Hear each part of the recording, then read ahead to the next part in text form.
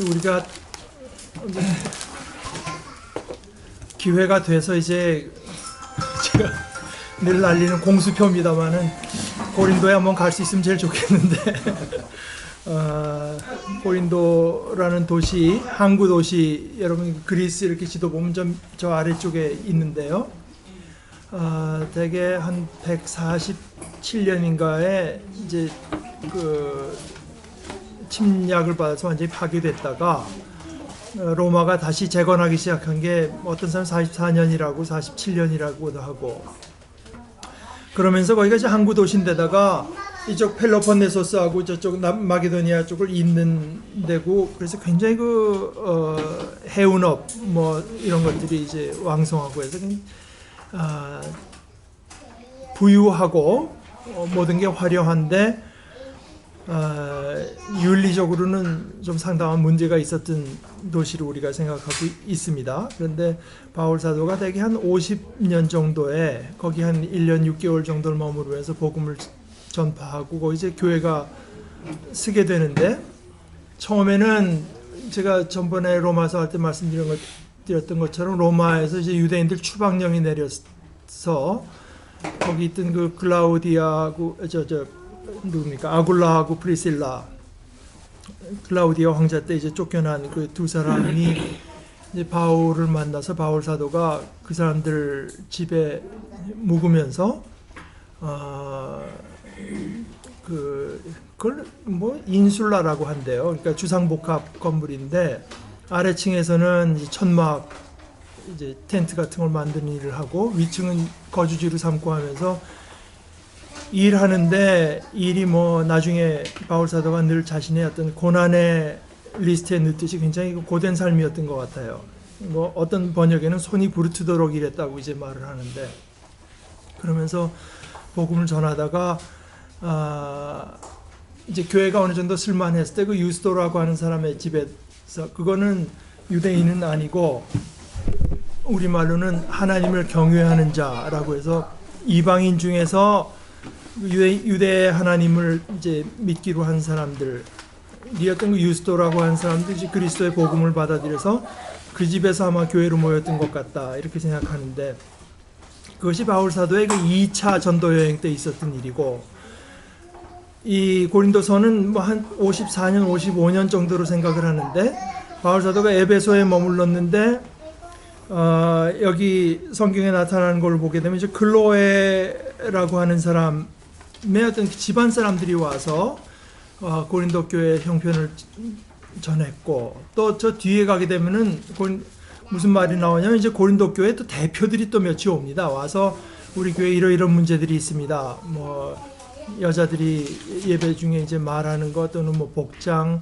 뭐 또 성적인 문제가 있어, 자기 심지어 아버지의 처랑 같이 사는 사람이 있었던 또는 세상 법정에 교회 문제를 갖고 가서 송사로 들어가는 거, 뭐 여러 가지 문제들을 전해 듣고 바울 사도가 이제 거기에 대해서 자기의 글을 보내는데, 그러나 사실은 이게 고린도 전서라고는 하지만 여러분들이 5장 9절에 보게 되면은 내 편지에서 음행하는 사람들과 사귀지 말라고 여러분에게 썼습니다 했던 것처럼 고린도 전서에 앞선 편지가 하나 있었습니다. 그러니까 이건 두 번째 편지로 최소한 우리가 생각을 하는 건데요. 그래서 이 두 번째 편지를 써서 디모데 손에다 들려서 이제 고린도 교회에 보냅니다. 그런데 사실은 이 고린도 전서라는 편지가 그렇게까지 문제를 해결하는데 별 도움이 못 됐던 것 같아요. 그래서 바울 사도가 직접 갑니다. 직접 가서 문제를 이제 바로잡고 신앙에 세워주기 위해서 갔다가, 그 바울 사도가 그때 방문한 것이 굉장히 영어로 하면 painful visit, 뭐가 잘 안 됐던 겁니다.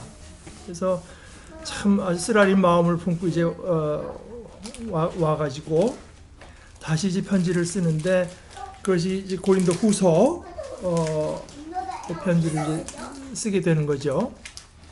그러고는 이번에는 디도의 손에 들려서 이제 고린도 교회로 보내는데요. 자기는 뭐 다른데 에베소에 그 여러 가지 일이 있지만은 계속 그 고린도 교회가 어떻게 됐나 하는 마음 때문에 불안하게 생각하다가 디도가 오는 걸 기다리지 못하고 이제 만나러 가는데 반모섬에 갔다가 생각해 보니까 이 사람이 육로로 오나 보다 그래서 마게도니아로 가서 디도를 만납니다. 만났더니 이 세 번째 보낸 편지가 지금 이제 우리가 알 수는 없어요. 그런데 그것이 소실됐다고 말하는 사람도 있고 고린도 후서의 저 뒷부분이 그때 보냈던 쓰라린 편지일 거라고 추정하는 사람도 있는데 그게 효과가 있어갖고 사람들이 이제 회개하고 이제 교회가 평온을 찾았다 하는 얘기를 듣고 아주 굉장히 기쁜 마음을 갖고 이제 고린도 후서를 쓰게 되는데 그런데 이제 이게 그 뒤에 이야기가 좀 사람들 사이에 갈라져요. 그 뒤에 다른 어떤 보낸 뒤에 예루살렘 교회에 보내는 어떤 헌금 이것이 그 고린도 교회 안에서 문제를 일으켜 가지고 바울 사도가 한 번 더 편지를 썼다고 하는 사람도 있고 1장에서 9장 뭐까지를 다 썼는데 아직 보내기 전에 다른 어떤 고린도 교회 이제 다른 문제가 들려와서 왜냐하면 그 10장서부터 갑자기 모두가 바뀌거든요. 그래서 먼저 썼던 것에다가 덧붙이되 거기는 굉장히 그 아주 쓰라린 편지를 써서 보냈다 이렇게 하는 사람도 있는데 그거는 뭐 후서 얘기는 우리가 나중에 한 번 더 살펴보도록 하고 그래서 고린도 전서를 지금 우리가 가지고 있는데 여러분들이 이제 다 읽으셨겠는데 저는 이 고린도전서를 한마디로 저더러 제목을 붙이라면 제가 늘 하는 얘기입니다만은 옛날에 여러분들 제가 이런 얘기에 자꾸 그 드라마를 봤던 사람들인데 옛날 드라마에 모래시계라는 드라마이죠. 모래시계. 거기 이제 다 보셨나요?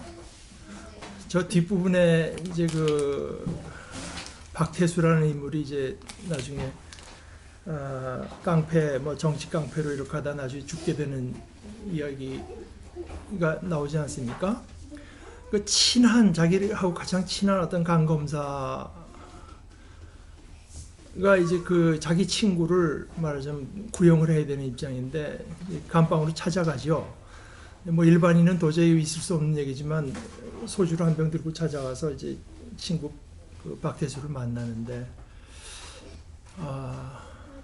박태수가 이제 자기 친구 뭐 그동안 참 바른 길을 걸어가느라고 여러 가지 고난 겪은 검사한테 너 참 훌륭하다 그런 얘기를 하니까 이 친구는 박태수한테 하는 얘기가 너 그동안 나한테 속아왔다. 뭘 속았냐 그랬더니 광주에서 네가 그때 어떻게 뭐 우연히 들어와서 그 군중 틈에 있을 때 나는 그 진압군으로 내려가서 뭐 했던 얘기를 들으니 이제 하니까 박태수가 가만 듣더니 이제 그때 하는 얘기가 그 다음이 문제다. 그 다음에 자기는 그렇게 데모를 하고 나서 이 정치판에 뭐 깡패로 이렇게 살아왔고 너는 그 뒤로 자기 양심을 지켜오면서 이렇게 살아왔다. 그 다음이 문제다.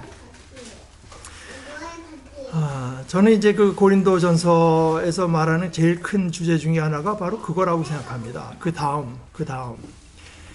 이 편지를 보게 되면 이 사람들이 제가 아까 이제 설교에서 말씀드렸다시피 바울 사도는 지금 영원히 썩지 않을 어떤 멸관을 보고 나가는 건데 그것과 연관이 없다고는 못하지만 그것이 아닌 것. 그러니까 결국 영원하지 못할 것에다가 어떤 목적을 두고 살아갈 때 그것이 여러 가지로 나타나지만 예를 들어서 뭐 자기가 어떤 신앙에 대한 뭐 놀라운 지식이 있는 거 또는 뭐 예언의 은사가 있는 거, 방언의 은사를 받은 것 이런 것들도 결국은 영원한 것이 못 되지 않습니까? 결국은 없어질 건데요.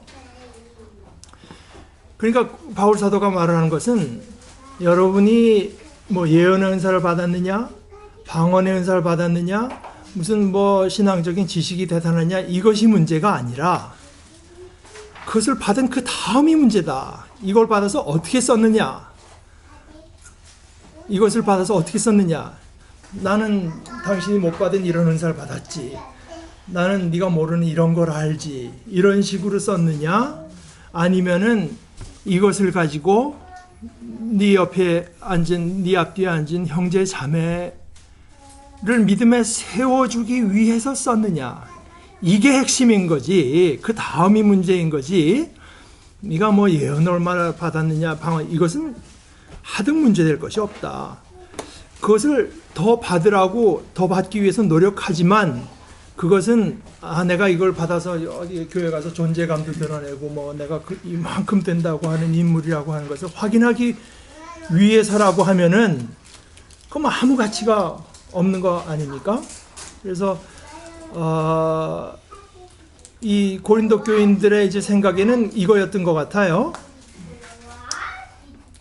이 사람은 방언을 이 정도밖에 못하는데 나는 이만큼 받았으니까 내가 더 영적이다, 스피리추얼하다, 이렇게 생각했던 것 같아요. 바울 사도의 얘기는 이제 그것을 근본적으로 바꾸는 건데요. 그런 대단한 은사를 받아서 영적인 게 아니라 그런 은사를 받아서 사랑으로 쓰는 것이, 그것이 영적인 거다. 근데 당신들한테서는 지금 예언 받았다, 방언 받았다, 무슨 하는 것들이 오히려 분열을 초래하고 있으니까 이건 단적으로 말해서 여러분들이 아직도 육에 속한 사람이라고 하는 증거밖에는 안 된다.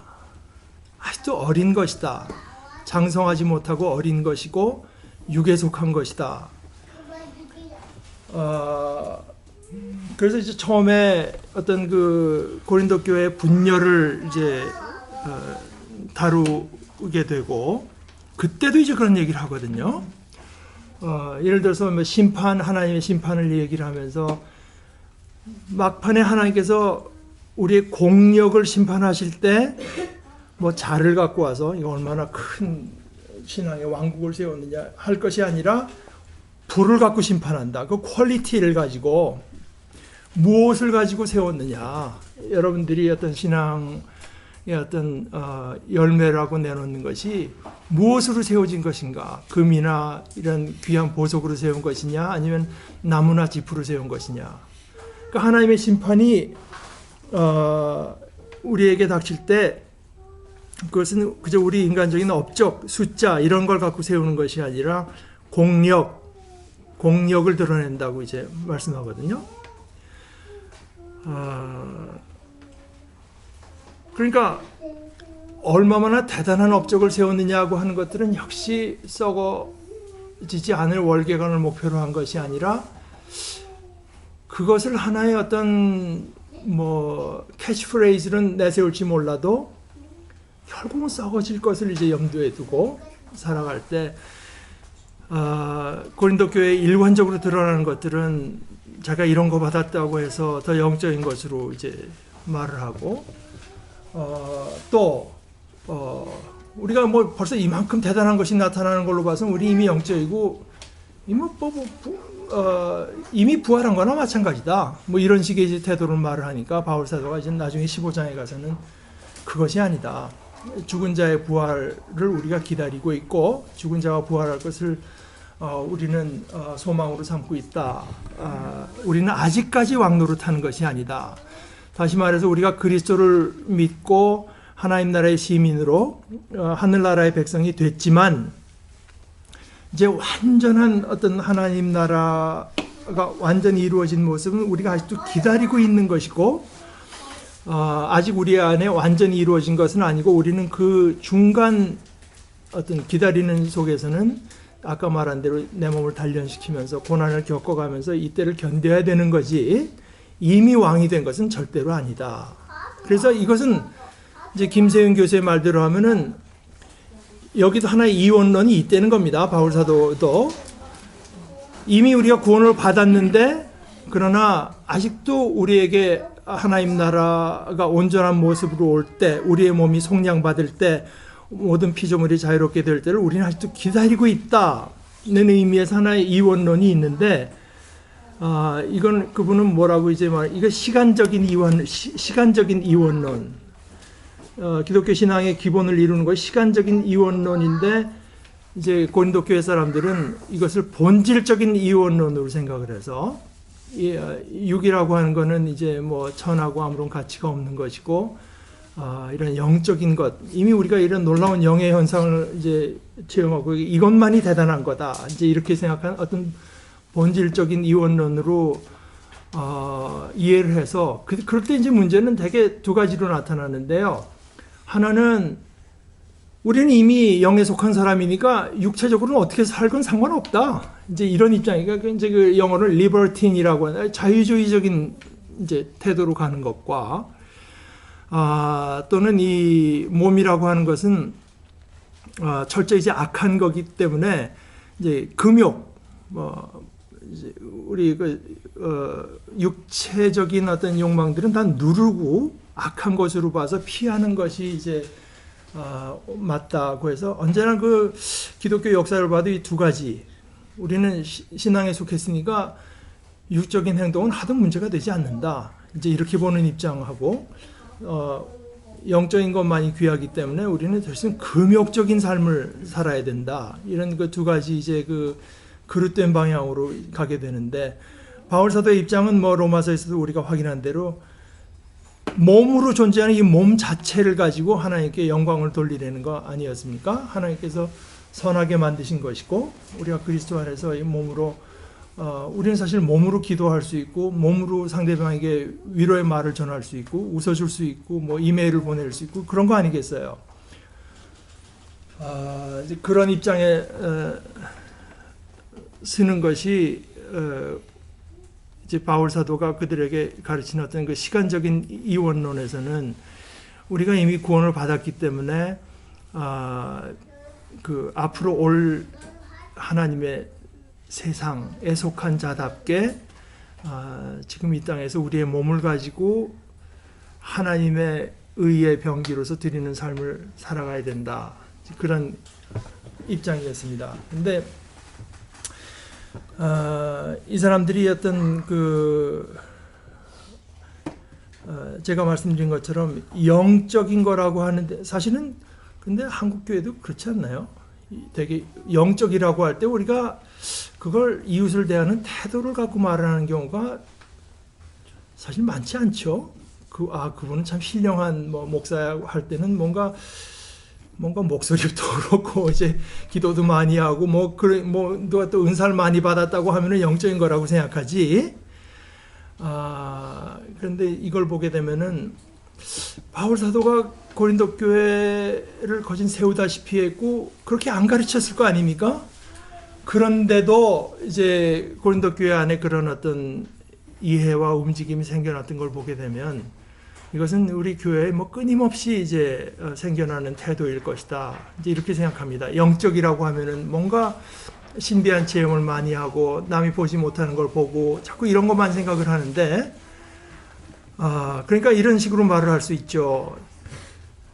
교회 다른 것으로 많이 따질 수 있겠지만 신령하냐 아니냐 하면은 고린도 교회 사람들은 신령하냐 아니냐 하면은 그래도 우리 교회지, 우리가 어디 우리만한 데가 있겠느냐, 신령한 거 우리 빼놓고 어떻게 얘기를 하냐라고 말을 했을 사람들에게 바울 사도는 아주 그냥 이건 너무 직설적으로 여러분은 아직도 육에 속한 자들이다, 그렇게 말을 이제 하는 겁니다. 그래서 그것이 육에 속했다고 하는 것을 단적으로 말해주는 것은 여러분 가운데 분열이 있는 건데, 나는 베드로에게 속했다. 아마 이것은 예루살렘 교회에서 전체 사도회의를 통해서 한 3가지 행동 강령을 정한 것 중에 우상에게 바쳤던 것은 이제 못 먹게 하고 핏째로 못 먹게 하고 이런 식으로 한 3가지를 정해서 내려보낼 때 이런 것들이 우리 신앙의 어떤 율법주의 비슷하게 이제 작용했던 것이 있는 것 같아요. 그 반면에 또 아까 말씀드렸던 것처럼 우린 구원받았고 우리의 삶이 우리 구원과는 아무 상관없다고 자유주의적인 입장을 택하는 뭐 이런 것들이 다 베드로를 내세우고 또는 아폴로를 내세우고 어떤 사람들은 바울을 내세우고 어떤 사람들은 그런 거 다 필요 없이 우리가 그리스도와 직접 통한다 이런 식의 어떤 전통이나 이런 것을 무시하고 그리스도와 직접 통한다고 하는 이제 그리스도를 내세우는 그런 의미에서 그리스도를 내세우는 사람들 이런 식으로 이제 갈라졌던 걸 보면서 바울 사도가 이제 여러 가지로 가르치는 거죠. 그다음에 그 심판에 대한 것도 가르치고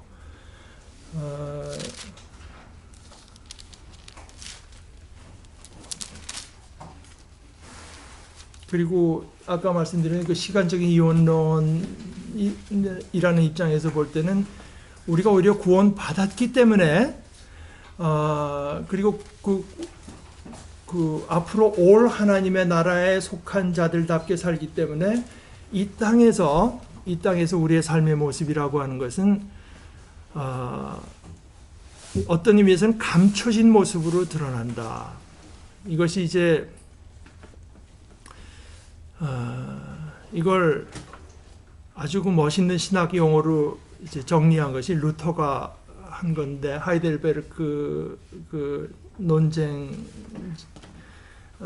집에 논쟁 뭐 디스피테이션인데 거기서 말을 하는 것이 루터가 아주 두 가지로 멋있게 정리를 했습니다.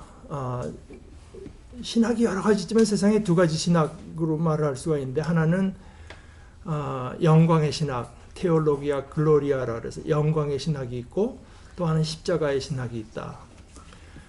영광의 신학이라고 하는 것은 하나님께서 우리 편이실 때 우리에게 이렇게 영광스러운 모습이 나타나는 것으로 이해하는 건데 뭐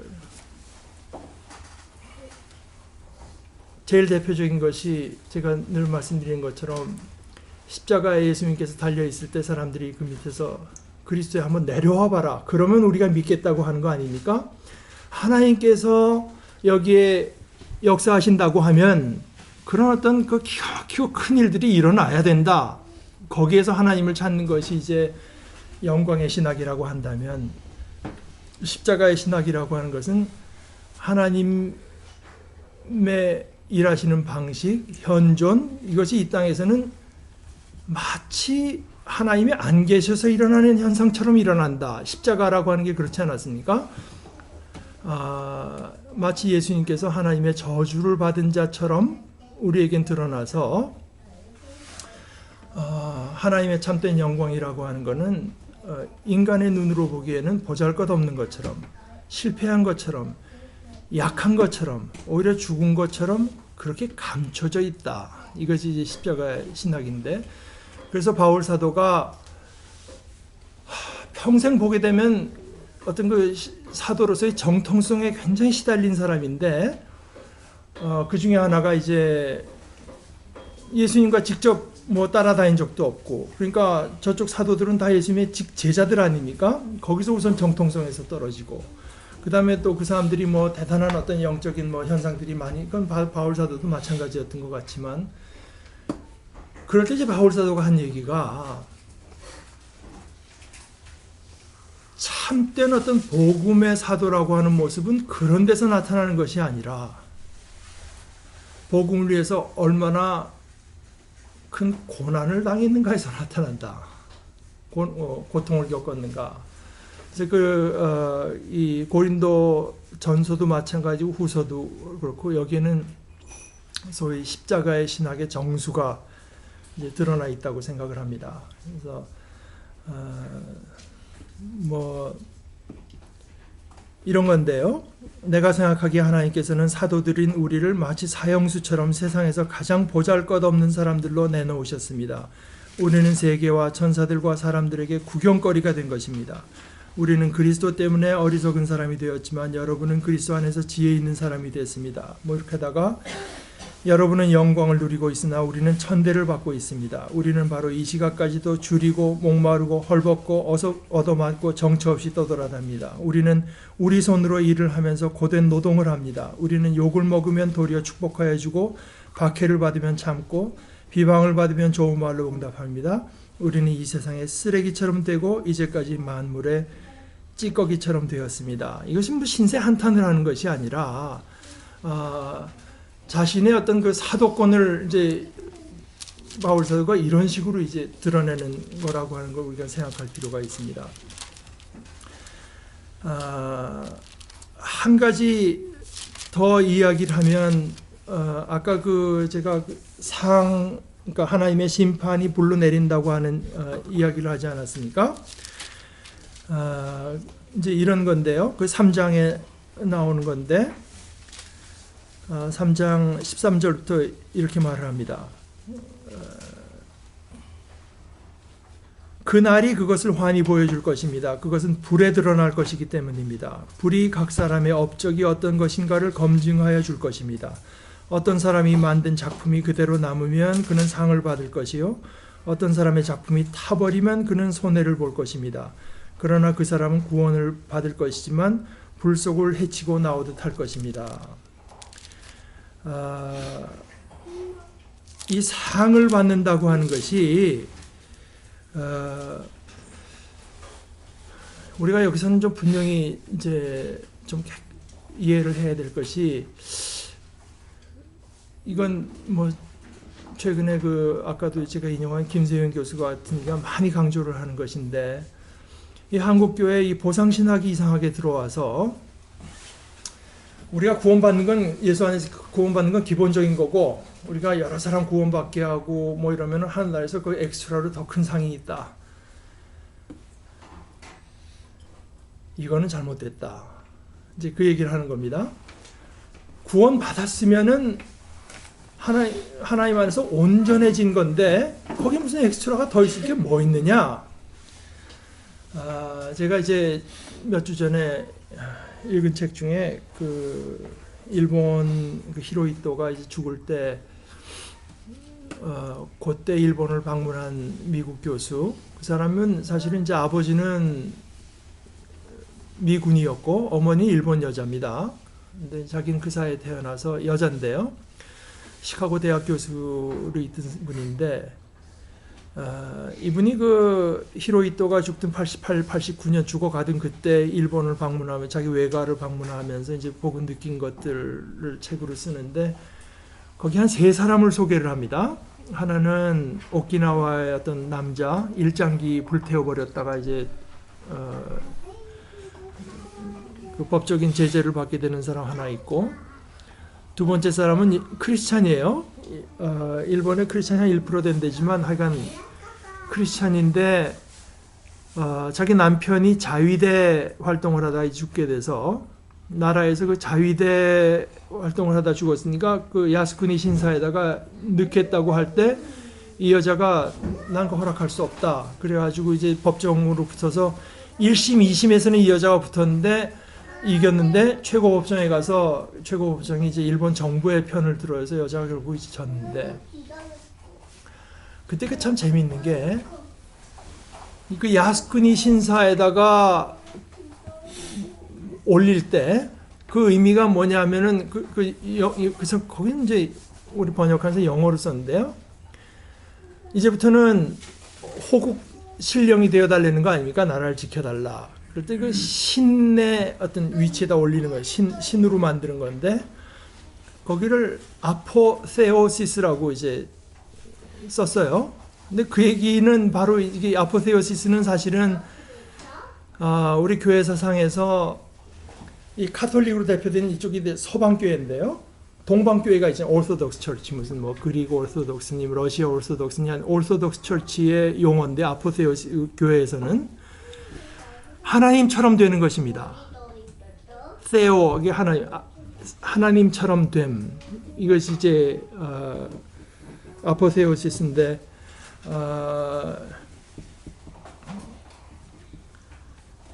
구원을 이제 그렇게 이해하는 게 동방교회 그 용어인데요. 구원은 결국 하나님처럼 되는 것이다. 하나님의 목적도 거기에 있다. 우리가 아까 읽을 때 하나님보다 조금 못하게 하시고, 그 시편 8편의 이제 얘기 아닙니까? 우리가 교독한 내용인데요. 그러나 하나님은 우리를 만드셔서 하나님의 형상대로 만드시고 이 온 세상을 우리 하나님의 뜻을 분간하고 하나님을 닮은 우리를 통해서 이 세상을 다스리시는 것이 이제 하나님의 목적이라서 마치 하나님처럼 이제 우리를 삼으시는 건데 거기 그 뱀이 사탄이 들어와서 우리더러 지금 우리는 피조물로서 어디까지나 하나의 그 제한이 있고 리스트릭션이 있는 존재인데 네가 그 선악지식의 나무를 먹으면 네 눈이 밝아져서 하나님처럼 될까봐 그 하나님께서 못하시게 하는 거라. 근데 인간이 거기 넘어가잖아요. 그러니까 인간이 지혜롭게 할 만큼 참 뭐 탐스럽고 과연 그런 것 같아서 먹었을 때 그것이 인간에게 죽음을 의미했죠. 그러니까 인간이 스스로 하나님처럼 되려고 했을 때 그것이 인간에게는 타락과 죽음을 의미했고, 오히려 예수 그리스도가 오셔서 하나님이신 예수 그리스도께서 자기를 낮춰서 우리 인간에게 오셔서 죽기까지 자기를 낮추고 자기를 비웠을 때 그 어떤 하나님께 대한 절대적인 순종을 통해서 우리를 다시 이제 하나님처럼 하나님의 자녀로 이제 아포테오시스를 순종을 통해서 이루는 겁니다. 순종을 통해서 이루는 것이 그것이 구원이고 하나님의 뜻이다. 이제 그러니까 구원이라고 하는 것이 우리가 하나님처럼 돼서 하나님의 무한한 어떤 능력과 그 하나님의 것을 우리의 것처럼 쓰는 거라고 한다면 거기 무슨 상이 더 있을 수가 있느냐. 그래서 그것이 이제 하나의 좀 분명히 볼 수 있는 귀절로서 이제 드는 것이 이제 바울 사도가 자기 얘기를 할 텐데요. 예수님께서 사도들에게 가르치실 때 일꾼이 자기 삭슬 받는 게 당연하다. 또 밭을 가는 소가 있으면 거기 있으면 그걸 먹는 게 그건 소의 권리다라고 해서 복음을 위해서 일하는 사람들이 복음을 위해서 일하는 마치 자기 생활은 어떤 서포트를 받는 것은 그 일꾼의 권리라고 했는데 바울 사도는 이제 자기는 그걸 안 썼다는 겁니다. 그래서 아까 얘기한 것처럼 손이 부르트도록 일을 했다. 뭐 지금 추정하기로는 한 두 가지 이유가 있다고 보는데, 첫째는 이제 그 당시에 뭐 지혜를 가르치던 선생들이 다 그걸 밥벌이로 삼았기 때문에 바울 사도가 내가 전하는 메시지는 그것과 다른 어떤 차별화를 위해서 그랬다는 입장도 있고, 뭐 그러나 어찌됐건 간에 바울 사도가 이런 권리를 쓰지 않습니다. 그러니까 바울 사도가 이제 9장에서 그 얘기를 하는 건데 무슨 얘기를 하냐면은 내가 복음을 전하는 거 이건 안전하면 내게 화가 있을 부분이기 때문에 복음을 전하는 거는 나한테는 뭐 이건 크레딧이 될 게 하나도 없다. 이거 이제 아낭케라고 하는 아주 그 철학적인 말을 써서 이걸 안 전하면 화가 있다. 이것은 마치 선지자 예레미야 때 다른 선지자들이 다 평안하다고 할 때 하나님께서 어떤 심판의 메시지를 예레미야에게 주시면서 예레미야가 이 하나님의 메시지를 전하지 않으면 그 예레미야에게 어떤 하나의 그 화가 돼서 선지자로서 전하는 것처럼 이거는 내가 전해야 될 걸 전하니까 내가 상 받을 것은 하나. 오히려 이것을 안 하면은 나는 이제 벌을 받을 것이지만 이걸 했다고 해서 상 받을 건 아닌데 그럼 내가 상이 없나? 상이 있다. 상이 있는데 그 뭐라고 말했냐면은 제가 한번 읽어보겠습니다. 9장 15절서부터 그러나 나는 이런 권리를 조금 더 행사하지 아니하였습니다. 또 나에게 그렇게 하여 달라고 이 말을 쓰는 것도 아닙니다. 그렇게 하느니 차라리 내가 죽는 편이 낫겠습니다. 아무도 나의 이 자랑거리를 헛되게 하지 못할 것입니다. 내가 복음을 전할지라도 그것이 나에게 자랑거리가 될 수 없습니다. 나는 어쩔 수 없이 그것을 해야만 합니다. 내가 복음을 전하지 않으면 나에게 화가 미칠 것입니다. 내가 자진해서 이 일을 하면은 삭슬을 받을 것이지만 내가 이건 뭐 의무로 마지못해서 하면 직무를 따라 한 것입니다. 그러고 나서 하는 얘기가 그러면 내가 받을 삭은 무엇이겠습니까? 그것은 내가 복음을 전할 때 값없이 전하고 복음을 전하는 데에 따르는 나의 권리를 이용하지 않는다는 그 사실입니다. 이걸 이제 잘 살펴봐야 돼요. 그리스도께서 내게 허용해 주신 그 권리를 쓰지 않았기 때문에 내가 앞으로 삭스를 받는다고 하는 것이 아니라, 바울사의 문장이 그렇지 않지 않습니까? 그게 자기의 삭시라고 하는 거예요. 엑스트라로 일했던 그 자체가 엑스트라로 했기 때문에 더 큰 무슨 상이 있을 거라고 하는 얘기가, 자기 상이 예수께서, 주님께서 정해준 것 이상을 한 그 자체가 자기가 받은 상이다. 이제 그렇게 말을 하는 것입니다. 그래서 이게 이제 그야말로 우리말에 아다르고 어다르다 하는 식으로 거기다 한마디만 추가하거나 조금 삐끗하게 되면은 아주 해로운 보상신학으로 떨어지게 됩니다. 우리가 무슨 공을 세워서 하나님 앞에 나가서 뭐 더 큰 뭐 상을 또 받을 것처럼 이제 그래서 그렇게 해서 자기는 그 23절에 보면은 자기가 아까도 말씀드린 것처럼 이제 모든 사람의 종으로 자기를 여겨서 이렇게 하는 것은 나는 복음을 위하여 이 모든 일을 하고 있습니다. 그것은 내가 복음의 복에 동참하기 위함입니다. 여기 이제 두 큰 해석이 있는데요. 하나님께서 교회를 핍박하려고 하던 바울 사도를 다메섹 도상에서 쓰러뜨리고 그리스도를 나타내 보여주셨을 때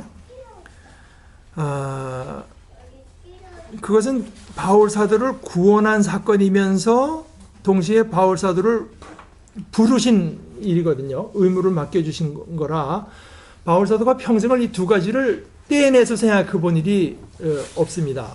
그래서 이거는 뭐 이런 식으로까지 말을 할 수가 있어요. 하나님께서 여러분에게 복음을 전해야 되고 여러분을 구원해야 되겠는데 거기 걸려든 게 나다, 말하자면. 그러니까 내가 무슨 내가 자진해서 한 것이 아니라, 그러니까 바울사도 얘기는 뭐냐면은 하나님께서 여러분에게 베푸시는 그 구원, 복음의 역사에 나는 곁다리 껴서 지금 말하자면은 지금 그 덕을 누리고 있는, 여러분을 향한 하나님의 구원의 뜻에 덕을 자기가 보고 있는 거기 때문에 이제 그렇다. 나는 이 일을 행함으로써, 그러니까 자신의 소명에 충실한 것이 자기에게는 구원의 길이라고 하는 것을 이제 말을 해주는 것이고, 우리가 언뜻 생각하면 바울사도 같은 이는 구원 정도는 따놓은 당상이고 그다음에 더 큰 게 있겠지 하는 것이 아니라, 하나님께서 내게 이렇게 은혜를 베풀어 주신 것은 제가 처음 말씀드린 그 다음이 문제다. 그 다음이 내가 이렇게 구해 주신 것은 하나님께서 하나의 무슨 뜻인가가 있어서 나를 불러 주신 것이기 때문에 이제 그러니까 여러분들에게 베푸시는 하나님의 복을 나는 곁다리 껴서 덧입고자 하는 거다, 이런 입장. 이제 하나의 복음의 복에 동참한다고 하는 것을 수동형으로 복을 받는다고 하는 의미에서 동참한다고 하는 말입니다. 패시브, 수동형으로 받아들이면 그렇게 되고, 또 해석가 중에서는 이것을 능동형으로 받아들이는 사람이 있습니다. 복음이 여러 사람들에게 복을 베풀잖아요. 구원을 가져오잖아요. 그 일에 자기도 일조한다고 하는 의미에서 이제 그렇게 이해할 수도 있다. 두 가지 뜻이 다 저는 늘 절충주의로 하기 때문에 그 두 가지 뜻이 다 가능하면 아마 두 가지를 다 염두에 두고 썼을 가능성도 있다. 이제 그렇게 생각합니다.